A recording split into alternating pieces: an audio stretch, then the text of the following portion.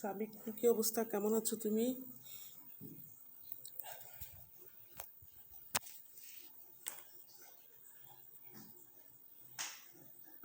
শুনতে পাচ্ছ আমাকে?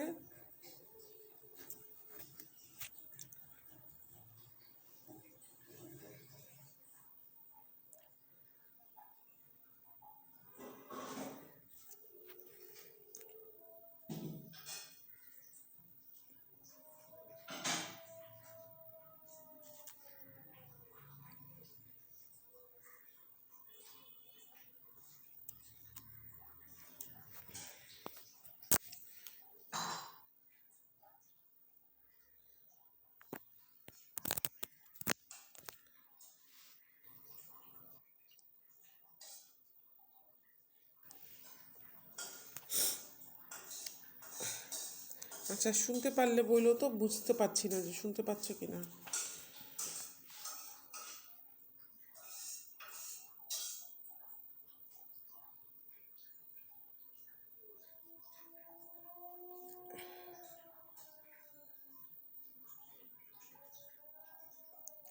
ওয়ালাইকুম আসসালাম। শুনতে পাচ্ছ আমাকে? আফসানা, সাবিকুন, সুমাইসা জয়েন করেছো। আচ্ছা, ভালো আছো তোমরা সবাই?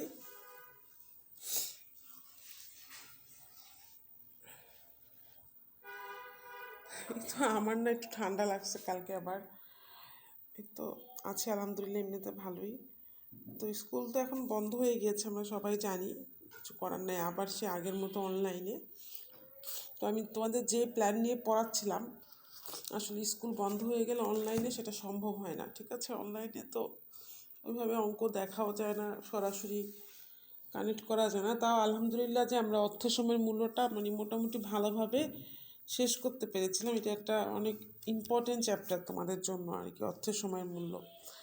তো এখন তাছাড়া আরও আমাদের 3টা ম্যাথের চ্যাপ্টার আছে। আমি আশা করি যে আমরা পরিস্থিতি স্বাভাবিক হয়ে যাবে এবং আমরা ম্যাথের চ্যাপ্টারগুলো আমরা স্কুলেই করতে পারবো, কারণ অনলাইনে আসলে ম্যাথের চ্যাপ্টারগুলো এভাবে ভালো করে বোঝানো যায় না।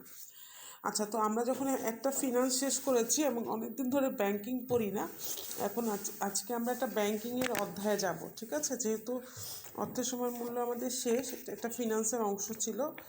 এখন আমরা ব্যাংকিং সেই যে কবে একটা অধ্যায় পড়ে এসেছিলাম, সম্ভবত 8ম অধ্যায়, তাই না? এরপরে তো আর মনে হয় ব্যাংকিং আর তোমাদের তো পড়া হয়নি। তো আজকে আমি ব্যাংকিংয়েরই একটা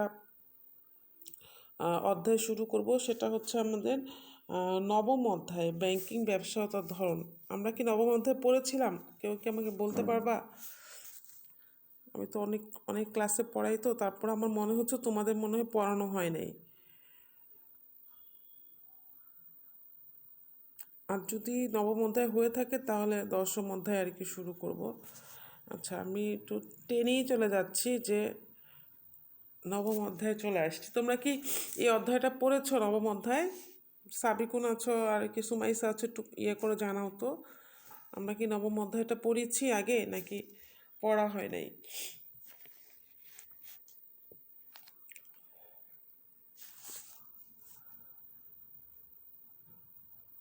ও আচ্ছা, হ্যাঁ, আমারও তাই মনে হচ্ছিল। তোমাদের শুধুমাত্র 8ম অধ্যায় পড়ানো হয়েছিল, ওটার উপরে তোমরা একটা অ্যাসাইনমেন্টও দিয়েছিলে, আর মুদ্রা ব্যাংক ও ব্যাংকিং।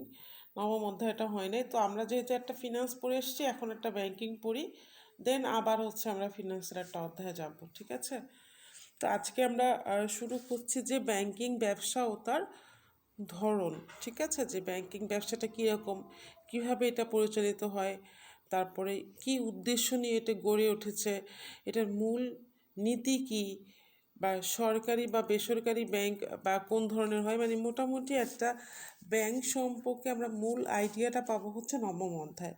8ম অধ্যায় হচ্ছে আমরা শুধুমাত্র জেনেছি কীভাবে ব্যাংকটা এসেছে, কিন্তু মূল ব্যাংকিংয়ে যে কার্যক্রম তার সম্পর্কে কিন্তু আমরা 8ম অধ্যায়ে কিছুই জানতে পারি নাই। আর 8ম অধ্যায়টা তোমাদের অতটা ইম্পর্টেন্টও না আমার মনে হয়, বোর্ডের প্রশ্ন দেখলে বোঝা যায়, কোনো কোনো বছর বাদ হয়, কিন্তু 9ম অধ্যায়টা কিন্তু ইম্পর্টেন্ট আর কি। সবসময় দেখা যায় 9ম অধ্যায় থেকে প্রশ্ন আসে। আচ্ছা, তাহলে আমরা এই তো আমাদের বইটা সবাই বের করে নিয়ে বসি। আমি 9ম অধ্যায় শুরু করছি। আমরা বই বের করে বসবো। কোনো প্রবলেম হলে আমরা স্কুলে যেমন প্রশ্ন করতাম, অনলাইনেও করবো। দেখা যায় কি স্কুলে তোমরা অনেক প্রশ্ন করো, অনলাইনে কোনো কথাই বলো না।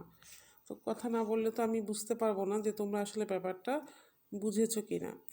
আচ্ছা, তাহলে আমরা পড়ার ভেতরে চলে যাই। দেখো সূচনা, আমার এখানে যেটা আমি ডাউনলোড করেছি ওটা 91 পৃষ্ঠা। তোমরা তোমাদের বইতে নবম অধ্যায়টা বের করে নাও, দেখো কত পৃষ্ঠায়। আমি একদম সূচনা থেকেই শুরু করছি, যেহেতু এটা আমাদের একদম হচ্ছে যে পড়ানো হয়নি আগে। দেখো এখানে বলেছে যে যুগের পরিবর্তনের সাথে সাথে ব্যাংকের আকার, আকৃতি, উদ্দেশ্য ও গঠনে আমূল পরিবর্তন সাধিত হয়েছে।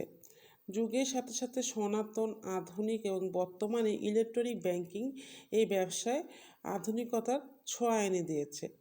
তাছাড়াও প্রতিযোগিতামূলক বাজারে নতুন নতুন ব্যাংকিং পণ্যের মাধ্যমে ব্যাংকিং সেবাকে যুগ উপযোগী ও ক্রেতার প্রয়োজন অনুসারে প্রস্তুত করা হচ্ছে।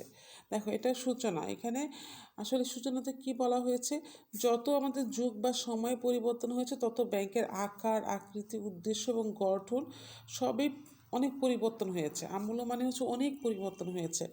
দেখো যুগের সাথে সাথে প্রথম ছিল সনাতন, মানে হচ্ছে একদম পুরাতন যুগের ব্যাংক। তারপর আস্তে আস্তে সেটা হচ্ছে আধুনিক হলো, বর্তমানে হচ্ছে ইলেকট্রনিক ব্যাংকিং।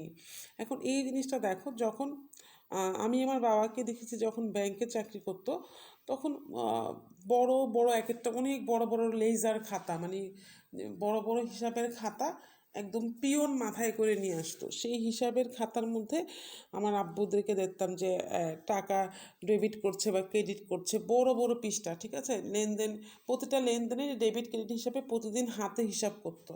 তারপর যখন ব্যাংকিং আওয়ার শেষ হয়ে যেত, মানে জেনারেল লোকজনের সাথে লেনদেন শেষ হয়ে যেত, ধরো বিকেল 4টার পরে, তখন তারা বসে এই ডেবিট ক্রেডিটের যে হিসাবটা, ক্যালকুলেটরে তোমরা যেরকম অঙ্ক করো এখন খাতায় অ্যাকাউন্টিং, ওরকম ডেবিটগুলো যোগ করে মিলাতো, ক্রেডিটগুলি যোগ করে মিলাতো। আবার না মিললে সেগুলো কেন মিলছে না প্রতিটা ভাউচারের সাথে বের করে এগুলো দেখতো। এটা ছিল হচ্ছে সনাতন ব্যাংকিং বা আগের ব্যাংকিং, যেখানে আমরা যে একদম হাতে কলমে সব কিছু করতে হতো।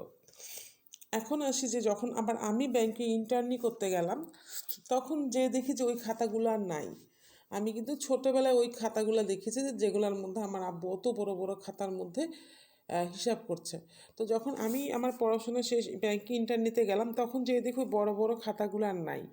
বড় বড় খাতার জায়গায় কি চলে আসছে, কম্পিউটার চলে আসছে। ঠিক আছে, কম্পিউটারেই এই ডেবিট ক্রেডিট পোস্টিং হচ্ছে। যে কোনো লেনদেন হলে কম্পিউটারের সফটওয়্যার থাকছে, ওইখানে যিনি ব্যাংকার আছেন উনি ডেবিট এবং ক্রেডিটের ঘরে পোস্টিং দিচ্ছে, এবং অটোমেটিকলি দিন শেষে যখন প্রিন্টটা বের করা হয়, অটোমেটিকলি ডেবিট ক্রেডিটের রেটটা খুব ইজিলি জানা যাচ্ছে। এভাবে ক্যালকুলেটারের ক্যালকুলেশন করা লাগছে না, এক্সেলে সব যোগ বিয়োগ যা যা করা সব হয়েই বের হচ্ছে আর কি। এই গেল হচ্ছে আমি আমার সময় যখন দেখেছি। এরপর যখন আমার পড়া শেষ, আমি চাকরিতে আসলাম বা এখন ব্যাংকে যেয়ে দেখি ব্যাংকের সিস্টেম আরও চেঞ্জ হয়ে গেছে। এখন হয়ে গেছে ইন্টারনেট ব্যাংকিং বা অনলাইন ব্যাংকিং, তাই না? এই যে যেমন আমরা দেখো, মানে কত দূর থেকে বসে তোমরা তোমরা কোথায়, আজিমপুরে, কেউ পুরানো ঢাকায়, কেউ লালবাগ, মানে কত দূরে বসে আছো, আর আমি দেখো মিরপুরে বসে তোমাদের ক্লাস নিচ্ছি। এই যে দেখো এখন যে বর্তমান যুগটা হচ্ছে ইলেকট্রনিকের যুগ বা অনলাইনের যুগ। আর ব্যাংকিংয়ের ক্ষেত্রে ঠিক সেরকম, বর্তমানে ইলেকট্রনিক ব্যাংকিং বা ইন্টারনেট ব্যাংকিং এই ব্যবসাটাকে আরও আধুনিক করে দিয়েছে। যেমন কীরকম, এখন খুব দ্রুত, খুবই অল্প সময়ের মধ্যে তোমার ব্যাংকিং কার্যক্রমগুলো হয়ে যায়। আগে যেখানে অনেক সময় লাগতো, তোমরা এখন তোমরা তো ব্যাংকে যাও সবসময়, স্কুলের বেতন দিতে হলে যাও বা কোনো প্রয়োজন হলে যাও। তো এখন আমরা চেক জমা দিই, আমাদেরকে চেকটা দেখে মিনিটের মধ্যে ধরো টাকা দিয়ে দিচ্ছে। আগে কিন্তু এটা ছিল না, যখন ইলেকট্রনিক ব্যাংকিং না ছিল তখন এই চেক জমা দিলে একটা চেকের টাকা তুলতে মিনিমাম 1 ঘন্টা বা আধা ঘন্টা এরকম তো লেগেই যেত। কেন? কারণ তোমার স্বাক্ষরটা ঠিক আছে কি না, তুমি সেই একই ব্যক্তি কিনা, এগুলো সব মেলানোর জন্য ব্যাংকাররা কী করতো জানো, ব্যাংকারদের কাছে আমরা যেই অ্যাকাউন্ট, মানে যেই ফর্মে অ্যাকাউন্ট খুলেছি সেই ফর্মটা বের করে আবার সব কিছু মিলাতো। কিন্তু এখন কিন্তু আর সেটা হচ্ছে না। এখন যে তোমাদের কলেজে যেরকম আইডি আছে না, প্রতিটা ব্যাংকের গ্রাহকের একটা ইউনিক আইডি আছে। তো ওই আইডিটাতে বা অ্যাকাউন্ট নাম্বারটাতে ক্লিক করলেই মানে কম্পিউটার স্ক্রিনে ওই ব্যক্তির ছবি, ব্যক্তির ঠিকানা, ব্যক্তির স্বাক্ষর সব কিছু মিনিটের মধ্যে ব্যাংকারের সামনে চলে আসে। তখন চেকটার সাথে সব কিছু মিলিয়ে টাকাটা দিয়ে দিচ্ছে, চেকটাকে পাস করে দিচ্ছে। ঠিক আছে, টাকা তোলার ক্ষেত্রে কিন্তু বেশি কঠিন, টাকা জমা দিলে কিন্তু যে কেউ জমা দিতে পারে, কিন্তু তুলতে গেলে কিন্তু নিয়মকানুন আছে। তো এই যে এই উদাহরণগুলো কেন দিলাম, এটাই ইলেকট্রনিক ব্যাংকিং, এটাই আধুনিক ব্যাংকিং। ঠিক আছে, তো আগে সেই সনাতন ব্যাংকিং এখন আর নেই। আধুনিক এবং বর্তমানে ইলেকট্রনিক ব্যাংকিং, এই ব্যাংকিং ব্যবসাকে আরও তোমার কী করেছে, মানে সুন্দর করে ফেলেছে। মানে অ্যাজ ইউজুয়াল আমরা যেরকম প্রযুক্তি নির্ভর হয়ে গেছি, ব্যাংকও সেরকম প্রযুক্তি নির্ভর। এখন দেখো, শুধুমাত্র যে ব্যাংকিং ব্যবসা আধুনিক হয়েছে বা ইলেকট্রনিক হয়েছে ব্যাপারটা না, বর্তমানে কিন্তু ব্যাংকের অনেক প্রতিযোগিতাও বেড়ে গিয়েছে। অনেক ব্যাংক, তাই না? আমাদের দেশে অনেক ব্যাংক, আমরা বাসা থেকে বের হলেই কত নামে বেনামে কত ব্যাংক দেখতে পারবো। তোমরা এখন যখনই বাসা থেকে বের হবা, তোমরা তাকিয়ে দেখবা যে কোন ব্যাংক, ব্যাংকের নামটা কি। যেহেতু তোমরা বিজনেস স্টাডিজে পড়ো, তোমাদের কয়েকটা মানে বের হলে তোমাদের ভালো লাগবে, দেখবা যে দেখো এই দেখলা বের হলো ওয়ান ব্যাংক, একটু আগে দেখবা যে আইএফআইসি ব্যাংক, তারপর দেখবা সোনালী ব্যাংক, তারপরে দেখলা হচ্ছে স্ট্যান্ডার্ড চার্টার্ড ব্যাংক, তারপরে দেখবা প্রাইম ব্যাংক। কেন বলছি, মানে তুমি তোমার এলাকা দিয়ে একটু বের হয়ে যত ধরো মার্কেটে যাচ্ছ বা কোনো আত্মীয় স্বজনের বাসায় যাচ্ছ, আশেপাশে একটু বিলবোর্ডগুলো দেখবা যে কত ব্যাংক। আমাদের দেশে, ছোট্ট একটা দেশে কতটা ব্যাংক। তার মানে কি, ব্যাংকিং ব্যবসাটা কিন্তু অনেক প্রতিযোগিতাপূর্ণ ব্যবসা। ঠিক আছে, এখানে তোমার অন্য অন্য ব্যাংকারদের সাথে তোমাকে প্রতিযোগিতা করে হচ্ছে তোমার ব্যাংকটাকে আধুনিক এবং তোমার সেবাটাকে যুগোপযোগী করতে হবে, যাতে ক্রেতারা তোমার ব্যাংকটাকে পছন্দ করে। আচ্ছা, তো এই চ্যাপ্টারটা যেহেতু আমরা ব্যাংকের যাবতীয় সব কিছু পড়বো, এটাই হচ্ছে আমাদের মূলত ভূমিকা বা সূচনার কথা ছিল, যে যেহেতু আমাদের এখন অনেক ব্যাংক আধুনিক হয়েছে, প্লাস হচ্ছে যে তোমার ক্রেতারা অনেক ধরনের ব্যাংক পাচ্ছে বা দেখতে পাচ্ছে, এর মধ্যে তোমার ব্যাংকে সবচাইতে আকর্ষণীয় করে ক্রেতাদের কাছে প্রস্তুত করতে হবে, যাতে তোমার ব্যাংকিং ব্যবসাটা সুন্দর এবং সফল হয়। এই ছিল আমাদের সূচনা। এখন আমরা দেখব যে ব্যাংকের উদ্দেশ্য বলি। আচ্ছা, ব্যাংকের উদ্দেশ্য বলি পড়ানোর আগে আমরা দেখব ব্যাংকের উদ্দেশ্য কিন্তু বিভিন্ন ব্যক্তির দৃষ্টিকোণ থেকে আলাদা হয়। ধরো, তুমি যদি ব্যাংকের মালিক হও, তাহলে তোমার যে উদ্দেশ্য হবে, তুমি যদি ব্যাংকের গ্রাহক হও, তাহলে হচ্ছে সেই উদ্দেশ্য কিন্তু তোমার হবে না। আবার তুমি যদি একটা দেশের সরকার হও, তাহলে তোমারও কিন্তু ব্যাংক পরিচালনার উদ্দেশ্য আলাদা হবে। মানে এটা কেন বলছে, দেখো প্রতিটা ব্যক্তির প্রেক্ষাপটেই কিন্তু ব্যাংকের উদ্দেশ্যটা চেঞ্জ হয়ে যায়। তো আমরা এখানে 3টা প্রেক্ষাপটে ব্যাংকের উদ্দেশ্য পড়ব। ঠিক আছে, প্রথমে ক নাম্বার হচ্ছে ব্যাংকের মালিক ও ব্যবস্থাপনা কর্তৃপক্ষের প্রেক্ষাপটে ব্যাংকের উদ্দেশ্যগুলি পড়ব। ব্যাংকের মালিক যে, তার প্রেক্ষাপটে আসলে ব্যাংকের উদ্দেশ্যটা কেমন হয় সেটা আমরা দেখব। দেখো, ক নাম্বারটা দেখি। আর খ নাম্বারে আমরা দেখব হচ্ছে রাষ্ট্র তথা রাষ্ট্রীয় প্রেক্ষাপটে ব্যাংকের উদ্দেশ্য, এবং লাস্ট ওয়ান হচ্ছে গ, গ্রাহকের প্রেক্ষাপটে ব্যাংকের উদ্দেশ্য। তো আমরা 3টা তরফে ভাগ করে ব্যাংকের উদ্দেশ্যগুলো পড়ব, মানে কেন ব্যাংকটা গঠন করা হয়েছে, কি উদ্দেশ্য গঠন করা হয়েছে, এই হলো বিষয়। আচ্ছা, এখন আসি ব্যাংকের মালিক ও ব্যবস্থাপনা কর্তৃপক্ষের প্রেক্ষাপটে ব্যাংকের উদ্দেশ্য। আমরা যখন এই ক নাম্বার পয়েন্টটা পড়বো, তখন তোমরা নিজেদেরকেই ব্যাংকের মালিক ভাববা, যে মনে করবে যে না, আমি ব্যাংকের মালিক। তাহলে দেখা যাবে কি তোমার এই টপিকসটা বুঝতে সুবিধা হবে। ঠিক আছে, আচ্ছা, তাহলে 1 নাম্বার হচ্ছে যে তহবিল বিনিয়োগ ও মুনাফা অর্জন। আমি এখন মূল পড়ায় ঢুকছি, কারো কোনো সমস্যা হলে অবশ্যই প্রশ্ন করবে। ব্যাংকের যে মালিক বা ব্যবস্থাপনা কর্তৃপক্ষ আছে, তাদের প্রেক্ষাপটে ব্যাংকের উদ্দেশ্য তহবিল বিনিয়োগ ও মুনাফা অর্জন। দেখো, ব্যাংকের মালিক, অংশীদার ও শেয়ার হোল্ডারদের সঞ্চিত অর্থের সঠিক বিনিয়োগ করা ব্যাংকের একটি উদ্দেশ্য। এই উদ্দেশ্যে যথাযথ পালন করতে ব্যাংকের শেয়ার হোল্ডারদের কাঙ্ক্ষিত হারে মুনাফা অর্জন করা প্রয়োজন। প্রতিটি বিনিয়োগের একটি সুযোগ ব্যয় আছে, অন্তত সেই হারে মুনাফা অর্জন করতে না পারলে এই উদ্দেশ্য ব্যাহত হয়। দেখো, ব্যাংক যে কোনো ব্যবসা প্রতিষ্ঠানে গঠনের মূল উদ্দেশ্যই কিন্তু মুনাফা অর্জন। যেহেতু ব্যাংক একটা ব্যবসা প্রতিষ্ঠান, ব্যাংক গঠনের মূল উদ্দেশ্যও কিন্তু মুনাফা অর্জনই। ঠিক আছে, ব্যাংকের যে মালিক আছে বা যে ব্যাংকের যে মালিক আছে বা ব্যাংকের যে আহ, যারা অংশীদার, ব্যাংক তো আর একটা অনেক বড় একটা ফিনান্সিয়াল ইনস্টিটিউশন। তো ব্যাংকের মালিক বা ব্যাংকের অংশীদার যারা আছে বা যারা শেয়ার কিনেছে ব্যাংকের, প্রত্যেকেরই কিন্তু একটা উদ্দেশ্য যে আমি যাতে মুনাফাটা করতে পারি। ঠিক আছে, আমি যাতে মুনাফা অর্জন করতে পারি। কারণ একটা ব্যক্তি তার কষ্ট অর্জিত টাকাই কিন্তু তার ব্যবসায় ইনভেস্ট করে। তো সে অন্য অন্য সেক্টরকে ছেড়ে ব্যাংকিং সেক্টরটাকে চুজ করেছে। তার মানে তার একটা সুযোগ ব্যয় আছে। আমরা কিন্তু সবাই সুযোগ ব্যয়টা পড়ে এসেছি যে একাধিক বিনিয়োগের মধ্যে যে কোনো একটা বিনিয়োগ চুজ করলে অন্য বিনিয়োগে যে সুযোগটাকে ত্যাগ করতে হয়, সেই সুযোগ, সেই বিনিয়োগের যে আয়ের হার, সেটাকে আমরা বলি সুযোগ ব্যয়। ঠিক আছে, যেমন তোমার কাছে দুইটা সুযোগ ছিল, যে তুমি ব্যাংকেও বিনিয়োগ করতে পারতা, তুমি আবার হচ্ছে গার্মেন্টস ইন্ডাস্ট্রিতেও বিনিয়োগ করতে পারতা। ব্যাংকে বিনিয়োগ 10 লক্ষ টাকা ব্যাংকে বিনিয়োগ করে তুমি দেখেছো যে তোমার আয় হবে 20%, আর গার্মেন্টসে বিনিয়োগ করলে তোমার আয় হবে হচ্ছে 15%। এখন তুমি ব্যবসা করছো, তুমি যদি মিনিমাম 15%ও আয় করতে না পারো, তাহলে কিন্তু তোমার খুবই খারাপ লাগবে বা তোমার কিন্তু লস হলো। কারণ তুমি ব্যাংকে তোমার টাকাটা বিনিয়োগ করেছো 20% মুনাফা পাওয়ার আশায়। এখন তুমি দেখলে যে তুমি ব্যাংকিং ব্যবসা করে তুমি 20% পাচ্ছ না, তুমি পাচ্ছ হচ্ছে 12%, কিন্তু ওইদিকে তুমি যদি গার্মেন্টসে বিনিয়োগ করতো তাহলে তোমার মুনাফা হতো 15%। এটাকে, এই 15%কেই বলছি আমরা সুযোগ ব্যয়। দেখো, বলেছে যে প্রতিটি বিনিয়োগের একটি সুযোগ ব্যয় আছে, অন্তত সে হারে মুনাফা অর্জন করতে না পারলে এই উদ্দেশ্য ব্যাহত হয়।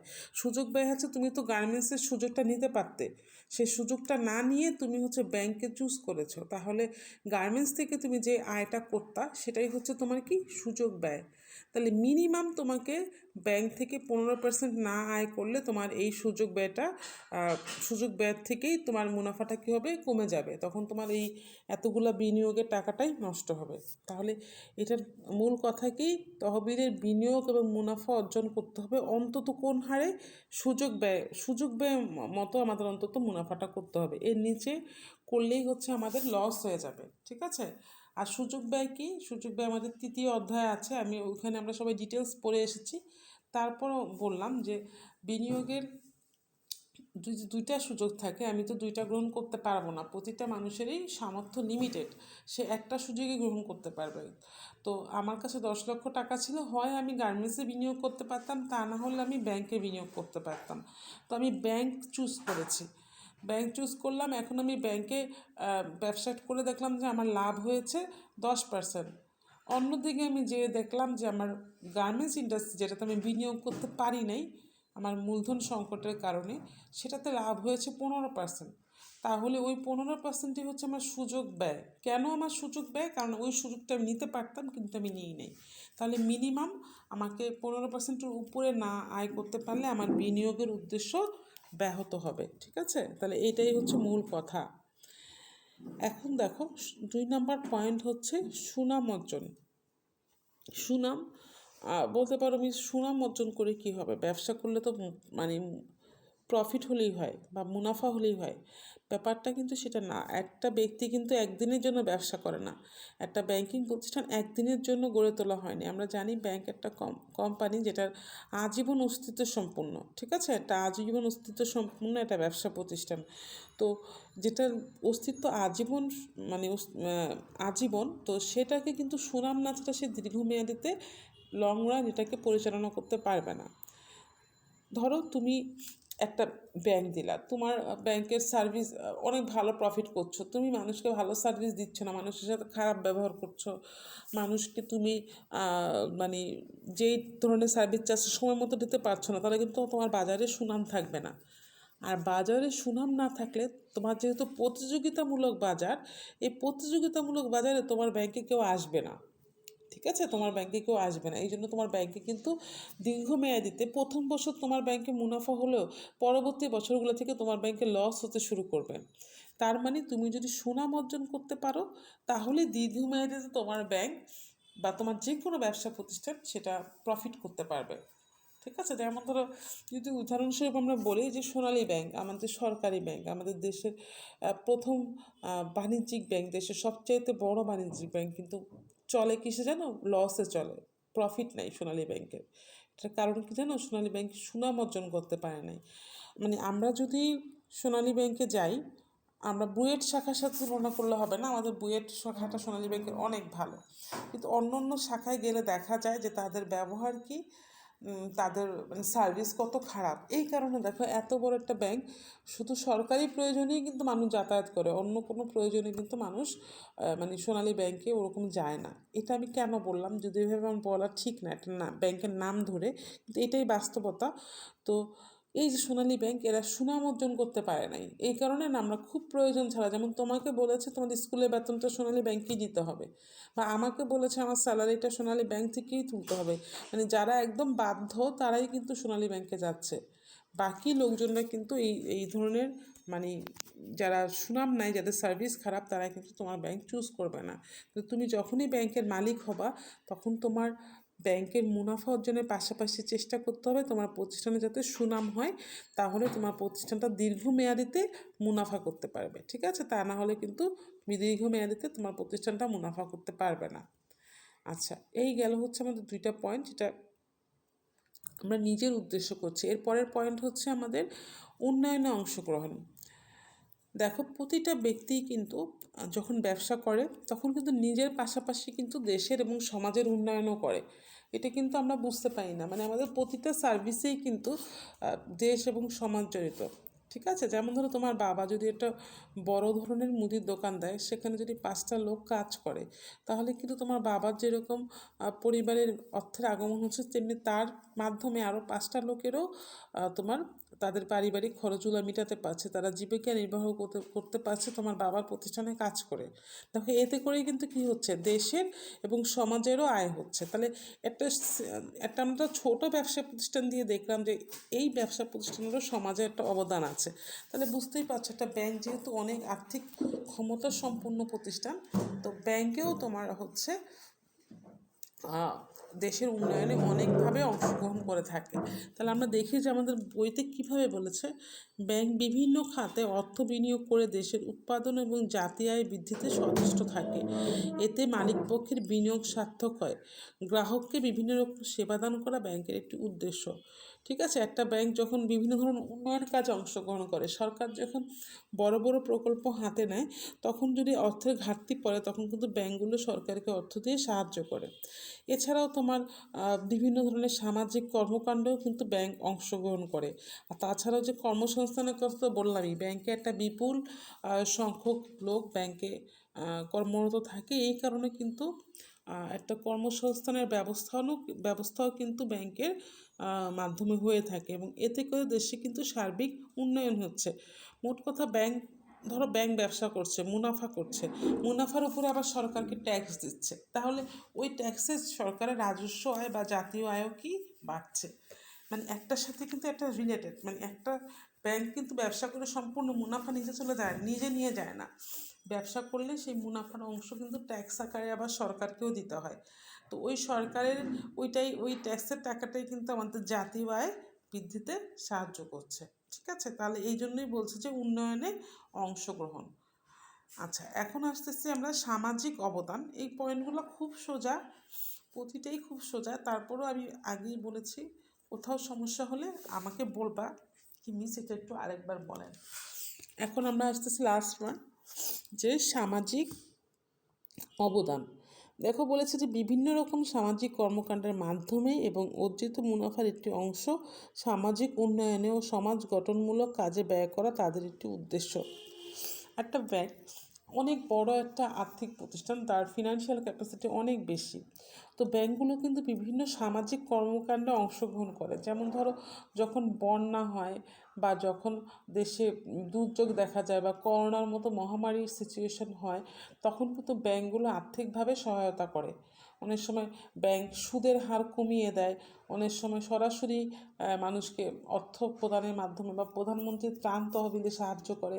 এর মাধ্যমে কিন্তু ব্যাংকগুলো মুনাফার একটা অংশ কিন্তু দেশের উন্নয়নে এবং সমাজ গঠনে ব্যয় করে। ঠিক আছে, অনেক সময় কি হয়, অনেক দরিদ্র মেধাবী স্টুডেন্টরা থাকে যারা পড়াশোনা করতে পারে না, দেখবে যে বিভিন্ন ব্যাংক তাদেরকে বৃত্তি দেয়।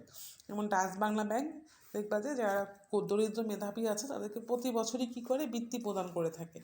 তো এই ধরনের কাজ কিন্তু ব্যাংকের মানে মুনাফা অর্জনের জন্য ব্যাংক করে না, এগুলো কিন্তু ব্যাংক করে তার সামাজিক দায়বদ্ধতার একটা অংশ হিসাবে। ঠিক আছে, তাহলে এই গেল আমাদের ব্যাংকের মূল উদ্দেশ্য। একটা ছিল আমাদের তহবিল বিনিয়োগ ও মুনাফা অর্জন, এরপরে ছিল হচ্ছে সুনাম অর্জন, এরপরে উন্নয়নে অংশগ্রহণ, এরপর হচ্ছে সামাজিক অবদান। এই 4টা পয়েন্ট হচ্ছে আমাদের ব্যাংকের মালিক বা ব্যবস্থাপনার প্রেক্ষাপটে উদ্দেশ্যগুলি। ঠিক আছে, এই 4টা পয়েন্ট। তো আমরা কিন্তু এগুলো ধরে ধরে মনে রাখতে হবে যে মালিকের প্রেক্ষাপটে উদ্দেশ্য কোনগুলো, গ্রাহকের প্রেক্ষাপটে কোনগুলো, আর হচ্ছে সরকারের প্রেক্ষাপটে কোনগুলো। আচ্ছা, অনেকক্ষণ যাবত আমি একাই কথা বলছি, দেখো তো তোমাদের কোনো সমস্যা আছে কি না। সমস্যা থাকলে একটু আমাকে বলো। মাত্র 3জন জয়েন করেছো, সাবিকুন, সুমাইসা আর সুমাইয়া।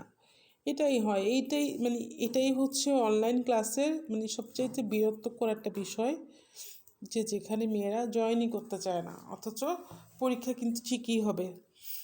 আচ্ছা দেখো তো, বলো তো যে কী অবস্থা তোমাদের, বুঝতে পেরেছো কি না।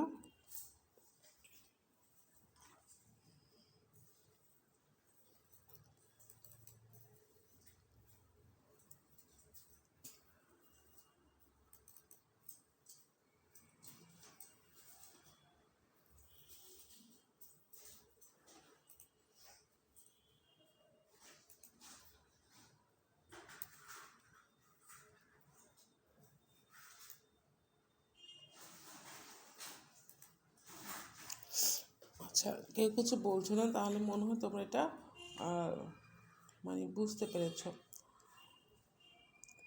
আচ্ছা, তাহলে আমি হচ্ছে পরের যে পয়েন্টটা আছে খ নাম্বার, সেটাতে যাচ্ছি। সরকার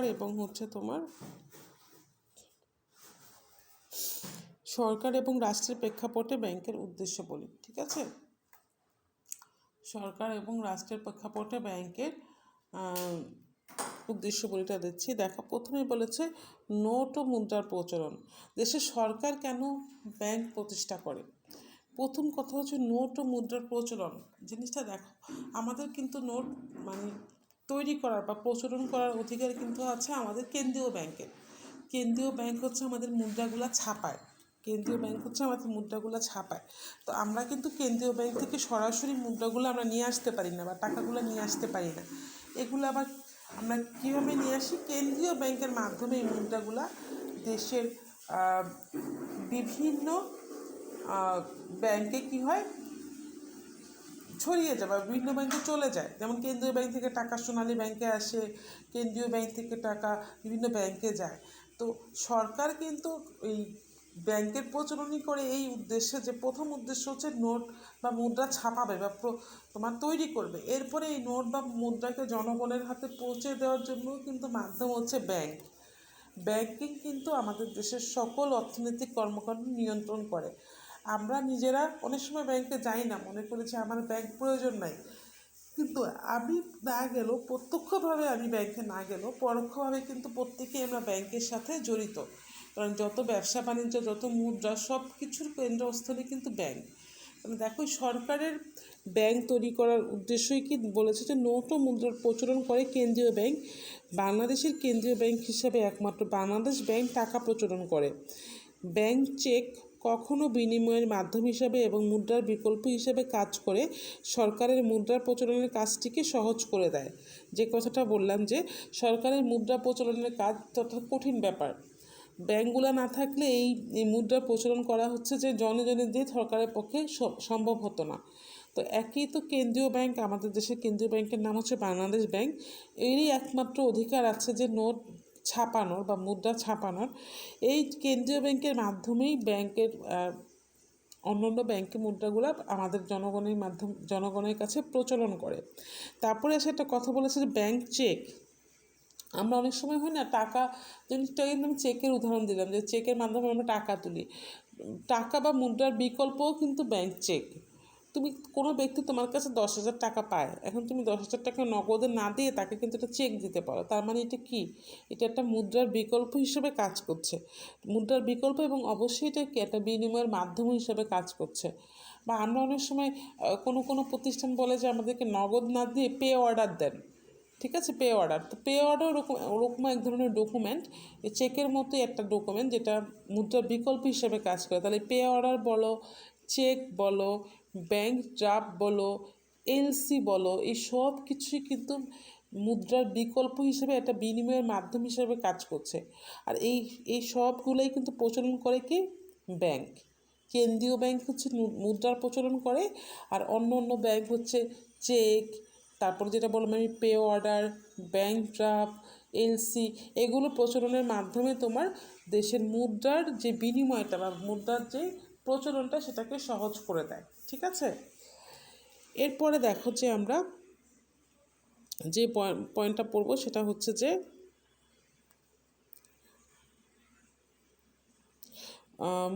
মূলধন গঠন। ঠিক আছে, মূলধন গঠন পড়ব যে সমাজের ক্ষুদ্র ক্ষুদ্র সঞ্চয়কে আমানতের মাধ্যমে সংগ্রহ করে তা বড় বড় ব্যবসায়িক প্রতিষ্ঠানকে বিনিয়োগের জন্য ঋণ দেয়, দেশের মূলধন গঠনে সাহায্য করে এবং সঞ্চয়ের উদ্বুদ্ধ করা ব্যাংকের একটি প্রধান উদ্দেশ্য। আচ্ছা, ধরো আমি একটা চাকরি করি, আমি মাসে মাসে 5,000 করে ব্যাংকে জমাচ্ছি। কেউ আরও বড় চাকরি করে বা তাদের ফিনান্সিয়াল কন্ডিশন অনেক ভালো, তারা মাসে মাসে 25,000 20,000 করে জমাচ্ছে। কেউ আরেকটু হয়তো আরও একটু কম মানে সঞ্চয় করতে পারে, কেউ হয়তো 500 করে জমাচ্ছে, কেউ হয়তো বা 1,000 করে জমাচ্ছে। এই যে আমাদের জনগণের ক্ষুদ্র ক্ষুদ্র সঞ্চয়গুলো, এগুলো কিন্তু সব ব্যাংকে জমা হচ্ছে। তো এতগুলো মানুষের ক্ষুদ্র ক্ষুদ্র সঞ্চয় যখন ব্যাংকে জমা হয় তখন কিন্তু বিরাট বড় আকারের একটা মূলধন মানে তৈরি হয়। ঠিক আছে, বড় বড় আকারের মূলধন একটা সৃষ্টি হয়। তো এই মূলধনটাই হচ্ছে ব্যাংক কী করে তোমার পরবর্তীতে এই ব্যবসায়ীদেরকে সেখান থেকে আবার কী করে থাকে, লোন দিয়ে থাকে। ঠিক আছে, তার মানে আমাদের ক্ষুদ্র ক্ষুদ্র সঞ্চয় তোমার হচ্ছে ব্যাংকে যে কী হচ্ছে তোমার মুদ্রা আকারে আমাদের ক্ষুদ্র ক্ষুদ্র সঞ্চয় ব্যাংকে মূলধন আকারে জমা হচ্ছে। সেই মূলধনগুলো ব্যাংক আবার কী করছে, ব্যবসায়ীদেরকে ঋণ দিচ্ছে। তো সেটাই বলেছে যে সমাজের ক্ষুদ্র ক্ষুদ্র সঞ্চয়কে ব্যাংক আমানতের মাধ্যমে সংগ্রহ করে এবং তা বড় বড় ব্যবসা প্রতিষ্ঠানকে বিনিয়োগের জন্য ঋণ দেয়। এই যে দেখো বড় বড় কোম্পানি এসিআই, স্কয়ার, বেক্সিমকো, প্রাণ, এই ধরনের বড় বড় কোম্পানি কিন্তু যখন ব্যাংক থেকে লোন নেয়, বড় অঙ্কের টাকা লোন নেয়, 100 কোটি, 150 কোটি, 200 কোটি। তো এত বড় বড় অঙ্কের অ্যামাউন্ট ব্যাংকগুলো কোথায় পায়? এই যে আমাদের যে ক্ষুদ্র ক্ষুদ্র সঞ্চয়গুলো আছে না, তার থেকেই হচ্ছে ব্যাংক এই টাকাগুলো পেয়ে থাকে। ঠিক আছে, তো সেটাই বলেছে যে মূলধন গঠন আমাদের সমাজের ক্ষুদ্র ক্ষুদ্র সঞ্চয়গুলোকেই ব্যাংক বড় আকারে ব্যবসা প্রতিষ্ঠানগুলোকে কী করে ঋণ দেয়। তো শুধুমাত্র যে আমি ওই কয়টা কোম্পানির নাম বললাম তাদেরকেই দেয়, ব্যাপারটা কিন্তু এরকম না। আমি ওদের নাম বলেছি কারণ এদের ফিনান্সিয়াল ক্যাপাসিটি অনেক বেশি। শুধু বড় না, ছোট বড় সব ধরনের ব্যবসা প্রতিষ্ঠানকেই কিন্তু ব্যাংক কী করে ঋণ দিয়ে থাকে, ঋণ দিয়ে মূলধন গঠনে সাহায্য করে থাকে। এরপর আসতেছে বিনিয়োগ ও শিল্প উন্নয়ন। দেশের ব্যাংক যে কোনো কারবারের ঋণ দেওয়ার আগেই ওই কারবারের খাতের গুরুত্ব বিবেচনা করে সরকারের নিয়ম অনুযায়ী তার অগ্রাধিকার খাতগুলো দেশ ও জাতির সামনে তুলে ধরে। ব্যাংক সে অগ্রাধিকারযুক্ত খাতে অর্থায়ন করে সরকারের সার্বিক অর্থনৈতিক উন্নয়নে অংশগ্রহণ করে। দেখো, ঋণ দেওয়ার আগে ঋণ কিন্তু আমি চাইলাম আমাকে দিয়ে দিল, ব্যাপারটা কিন্তু এরকম না। ব্যাংকের কাছে ঋণ চাইতে গেলে ব্যাংক কিন্তু অনেক কিছু যাচাই বিচার করেই কিন্তু ঋণ দেয়।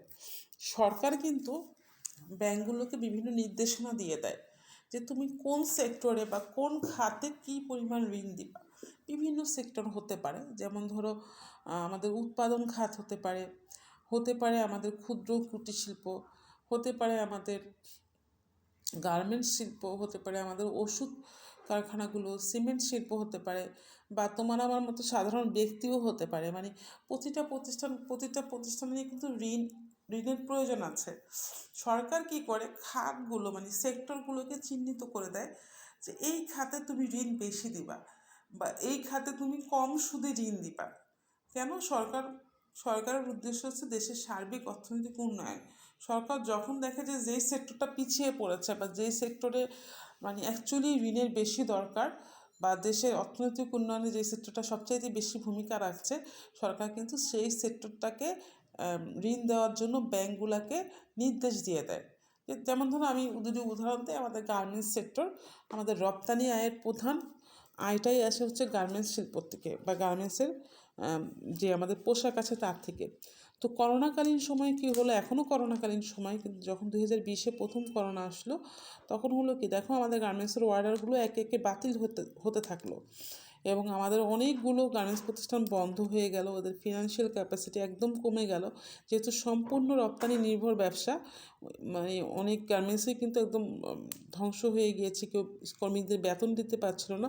ওরকম একটা অবস্থা দেশের সরকার, তোমরা হয়তো তখন তো তোমাদের মনেই আছে, খবরগুলো দেখলে বুঝতে পারবা সরকার কী করলো, গার্মেন্টস ইন্ডাস্ট্রিকে ব্যাঙ্কগুলোকে বিশেষ প্রণোদনা দিতে বললো। প্রণোদনা কি মানে হচ্ছে যে একটা বিশাল অ্যামাউন্টের টাকা ওদেরকে ঋণ দিল এবং খুবই কম সুদে, ধরো 1-2% হারে সুদে ঋণ দিল, মানে যাতে ওরা এই সংকটকালীন সময়ে ওই টাকাটা ঋণ নিয়ে শ্রমিক কর্মচারীদের বেতন দিতে পারে, প্লাস তাদের ব্যবসাটাকে চালিয়ে রাখতে পারে। বড় বড় ব্যবসা প্রতিষ্ঠানে কিন্তু ব্যবসা চালিয়ে রাখার খরচও অনেক। কারণ কীরকম, ধরো একটা বড় ব্যবসা প্রতিষ্ঠান যার অনেক উৎপাদন ক্যাপাসিটি, তাদেরকে কিন্তু অনেক গ্যাসের মানে ইউজ আছে, তাদের অনেক কারেন্টের ইউজ আছে, পানির ইউজ আছে, বড় বড় মেশিন আছে, সেগুলোর মেনটেনেন্স আছে, বিল্ডিং ভাড়া আছে, তাদের বিভিন্ন রকমের ট্যাক্স আছে। তো এগুলা কিন্তু মিটিয়ে একটা ব্যবসা প্রতিষ্ঠান চালানো কিন্তু একটা মানে বড় বিষয়। তো সরকার এই জন্যই প্রণোদনা দিয়েছে যাতে যাতে তোমার গার্মেন্টসগুলো বন্ধ না হয়ে যায়। পরবর্তী সময়ে কিন্তু আস্তে আস্তে আবার আমাদের গার্মেন্টসটা কিন্তু এখন কিন্তু মোটামুটি ঘুরে দাঁড়িয়েছে আল্লাহর রহমতে। তো তোমাদের যে সমস্ত যাদের বাবারা ব্যবসায়ী আছে তারা প্রত্যেকেই জানো যে 2020-এ কী অবস্থা হয়েছিল। তো একটা উদাহরণ আমি এটা কেন দিলাম, এই যে সরকার কী করে তার অগ্রাধিকারযুক্ত খাতগুলোকে, মানে কোন খাতে এখন অ্যাকচুয়ালি টাকা প্রয়োজন, কোন খাতে ঋণের প্রয়োজন, ব্যাঙ্কগুলোকে তাদের নির্দেশ দিয়ে দেয় যে আপনি ওই খাতে এখন ঋণ দেন, ওই খাতে এখন বেশি ঋণের প্রয়োজন এবং এই খাতে ঋণের সুদটা কমিয়ে দেন। তো এই সরকারের অগ্রাধিকারযুক্ত খাতগুলোকেই কিন্তু ব্যাঙ্কগুলো কী করে ঋণ দেয় এবং এগুলো কিন্তু সরকার তদারকি করে। ঠিক আছে, কেন্দ্রীয় ব্যাংকের মাধ্যমে কিন্তু সরকার একটা তদারকি করে যে সরকারের নির্দেশ মতো ব্যাঙ্কগুলো ঋণ দিচ্ছে কিনা। তো এইভাবে দেখো ব্যাঙ্কগুলো ঋণ প্রদানের মাধ্যমে দেশের শিল্প উন্নয়ন এবং বিনিয়োগে অংশগ্রহণ করছে এবং অনেক বড় একটা ভূমিকা পালন করছে। আচ্ছা, তাহলে এই গেল হচ্ছে আমাদের বিষয়টা। এখন আমরা পরের পৃষ্ঠায় যাই। 4 নম্বর পয়েন্ট হচ্ছে মুদ্রা বাজার নিয়ন্ত্রণ। ঠিক আছে, 4 নম্বর পয়েন্ট হচ্ছে মুদ্রা বাজার নিয়ন্ত্রণ।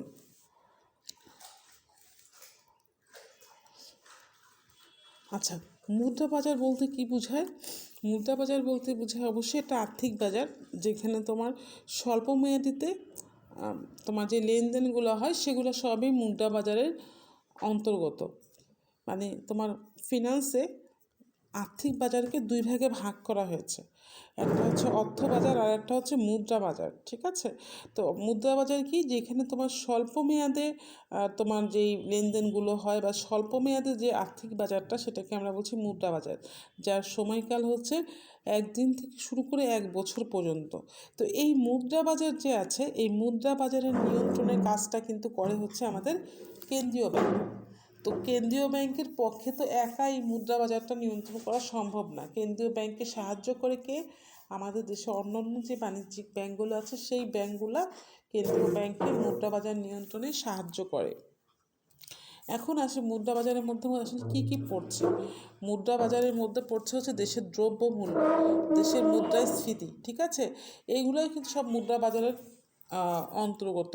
এখন দ্রব্যমূল্য বা মুদ্রাস্ফীতি কিন্তু দুইটা মানে একদমই কী বলবো সিমিলার বিষয়।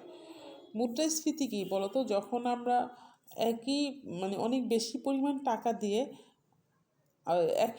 একই জিনিসের দাম বেড়ে যাওয়া, মানে তোমাদেরকে আমি সহজ কথায় বোঝাতে চাচ্ছি যে মুদ্রাস্ফীতি বলতে বোঝায় দাম বা মূল্যটা বেড়ে যাওয়া। যেমন ধরো, আগে আমরা 1 কেজি আলু যদি কিনতাম 10 টাকায়, এখন আমরা সেই 1 কেজি আলু যদি 50 টাকায় কিনি, এটাই হবে হচ্ছে মুদ্রাস্ফীতি। মানে একই পরিমাণ দ্রব্য যখন আমরা আগের থেকে অনেক বেশি মূল্যে কিনবো, তখন সেটাকে আমরা কি বলি? মুদ্রাস্ফীতি। ঠিক আছে, তো ধরো এই যে মুদ্রাস্ফীতিটা, এটা নিয়ন্ত্রণের দায়িত্ব কিন্তু তোমার কেন্দ্রীয় ব্যাংকের। ঠিক আছে, কেন্দ্রীয় ব্যাংক এই কাজটা একা একা করতে পারে না। কেন্দ্রীয় ব্যাংক এই কাজটা করার জন্য হচ্ছে তোমার বাণিজ্যিক ব্যাংকের সহায়তা নেয়। এখন তোমরা বলতে পারো যে মিস কীভাবে কেন্দ্রীয় ব্যাংকের মুদ্রাস্ফীতিটা নিয়ন্ত্রণ করে, বা নিয়ন্ত্রণ করলেও কেন আমাদের এত মুদ্রাস্ফীতি, কেন আমাদের দ্রব্যমূল্য দিন দিন বেড়েই যাচ্ছে? হ্যাঁ, আমি এখানে বলবো আমাদের দেশে এই মুদ্রাস্ফীতি নিয়ন্ত্রণে কেন্দ্রীয় ব্যাংক সফল না। ঠিক আছে, কেন্দ্রীয় ব্যাংক খুব সফলতার সাথে যে মুদ্রাস্ফীতি নিয়ন্ত্রণ করতে পারছে ব্যাপারটা কিন্তু এরকম না। আর সব একদম যে কেন্দ্রীয় ব্যাংকের হাতে তাও বিষয়টা না। ঠিক আছে, মুদ্রাস্ফীতি মূলত বিভিন্ন ধরনের ব্যবসায়িক সিন্ডিকেট থাকে, তারা বিভিন্ন সময় বিভিন্ন পণ্যের দাম বাড়িয়ে দেয়।